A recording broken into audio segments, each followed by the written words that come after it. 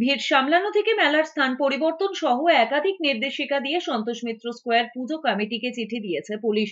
আর তাতেই পুলিশের বিরুদ্ধে ক্ষোভে ফেটে পড়েছেন পুজো কমিটির সম্পাদক তথা বিজেপি নেতা সজল ঘোষ। পুলিশকে ব্যবহার করে ষড়যন্ত্রের অভিযোগ তুলেছেন তিনি। 18ই জুলাই সন্তোষ মিত্র স্কোয়ার পুজো কমিটিকে নোটিশ দেয় মুচিপাড়া থানা। পুজো নিয়ে মঙ্গলবার একগুচ্ছ নির্দেশ দেন মুখ্যমন্ত্রী। সজল ঘোষের প্রশ্ন, মুখ্যমন্ত্রীর বৈঠকের আগেই কিভাবে পুলিশ 18ই জুলাই নোটিশ পাঠালো? তার দাবি, সন্তোষ মিত্র স্কোয়ার ছাড়া অন্য কোনো পুজো কমিটিকে নোটিশ দেওয়া হয়নি। কলকাতার সব বড় পুজো উদ্যোক্তাদের সঙ্গে পুলিশ রুটিন মাফিক এই কাজ করে থাকে। পুজো কমিটির কোনো আপত্তি থাকলে থানায় আধিকারিকদের সঙ্গে কথা বলতে পারে বলে জানিয়েছেন ডিসি সেন্ট্রাল ইন্দিরা মুখোপাধ্যায়।